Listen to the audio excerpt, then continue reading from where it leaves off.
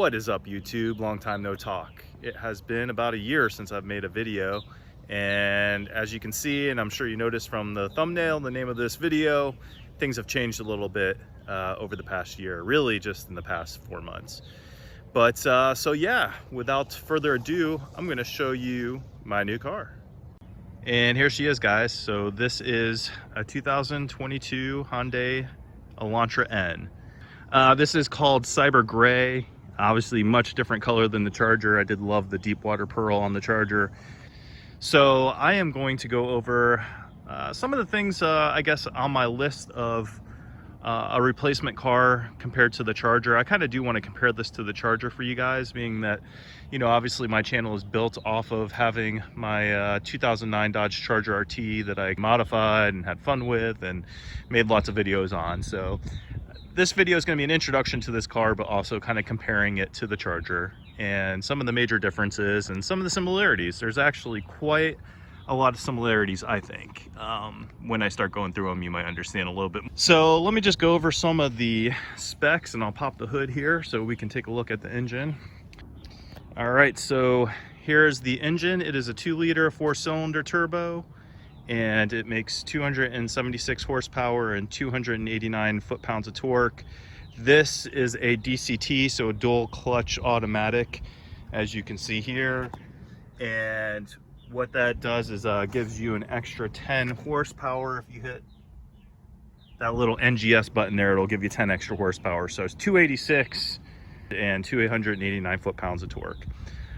A lot of people are saying that this engine is underrated from Hyundai, from the factory, and they're saying it's actually making more like 300 horsepower, or maybe even a little bit more. I guess they're dynoing around 280 to the wheels. And as you can see, completely stock, nothing done to it, and future mods, maybe an intake, possibly a tune, JB4 or 6 element. All right, so this car from the factory comes with upgraded brakes. And so it gets, I believe these are actually pulled from a Hyundai Sonata, which is a much bigger car. They're 14.2 inch rotors in the front and 12.4 in the back. So funny enough, these actually come with bigger brakes than the Charger did. This car weighs 3,300 pounds. So compared to the Charger, that's obviously much smaller and more lightweight. And that really adds to how well this car handles. What you can't see is it has an adaptive suspension, so you can go from comfort mode to Sport Plus, so 3 different settings. It does not ride nearly as comfortable as the Charger, I'd say, just because it's such a smaller car, and the suspension is definitely more taut, but it is definitely not a, you know, it doesn't jolt you around or anything like that when you're driving.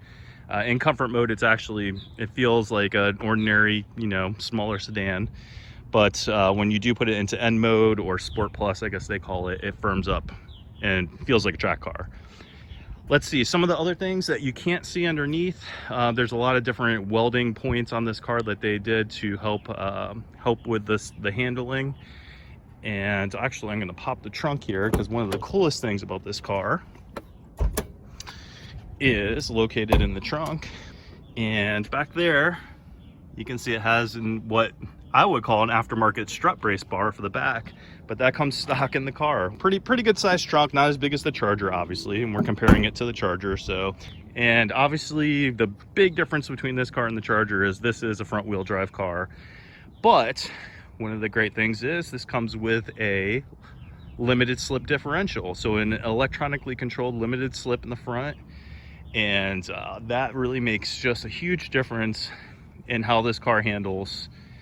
From everything I read before I got this car, I was just so excited to actually finally get one. And I mean, you can't really test drive these things because there's none on the lots. They're spoken for before they even come in.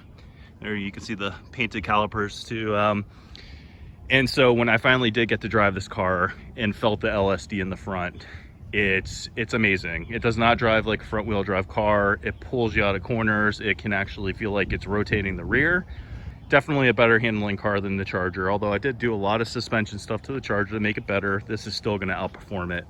Straight line acceleration, it would be very close. This would be very close. I think with all the mods I did to the Charger, it would be neck and neck. honestly, through the quarter mile. So I'm excited to take this to the track and see what it's going to do.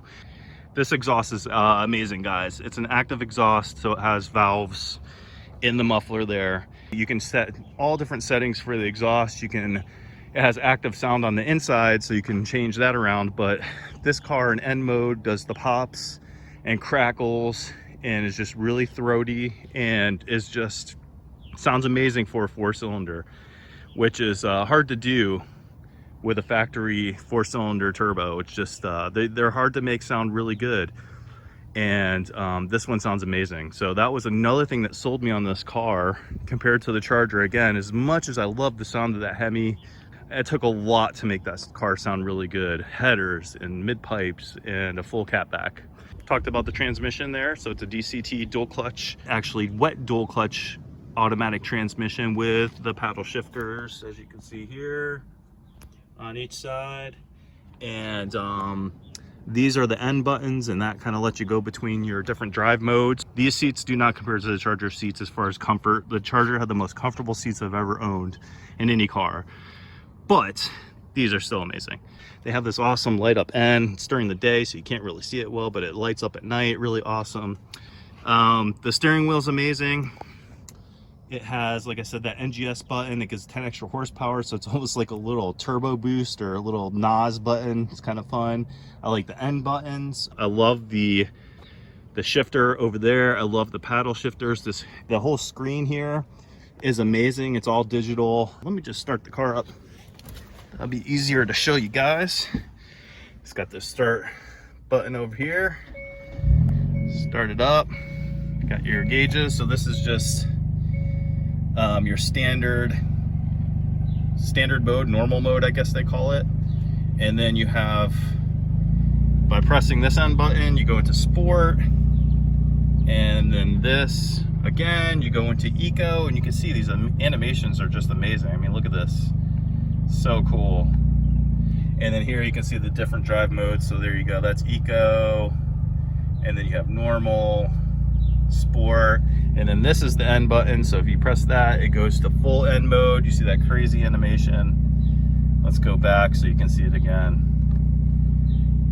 There you go. And what this does is when you go into N mode, this is their N. It gives you all these readouts, and then if you scroll over, this is N custom. So this is showing you what you can adjust. So you can adjust the engine, steering feel, suspension, transmission, exhaust, the traction control, and then the ELSD. So there's just so much customization. It's got launch control.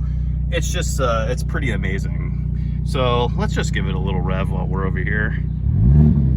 You can hear that. That's, it just sounds amazing. Let me get a little, we'll just get a idle.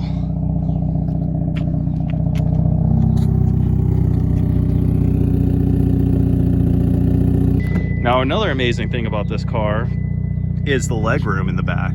So I'm 6'3", that's my seat all the way back. I'm gonna get in. It's a little tight for me, obviously, but being that I'm 6'3" and I'm not gonna have another 6'3" passenger behind me likely, it works out. And there's even more room on the passenger side, obviously. So another thing that I did to the Charger that this has is the pedals down there, the metal finished pedals. It's got Alcantara on it in places. It does have some, you know, cheap hard plastics. You know, you're gonna get an economy-based car, but the Charger kind of was that in a sense too. But yeah, for the size of the car, it actually has, I think, the best legroom in the class. I'm sure I'm missing something, but for the first video, I think this is good, guys. Like, I could just ramble on all day about the car. But I'm loving it. I know this is quite the departure from what I had.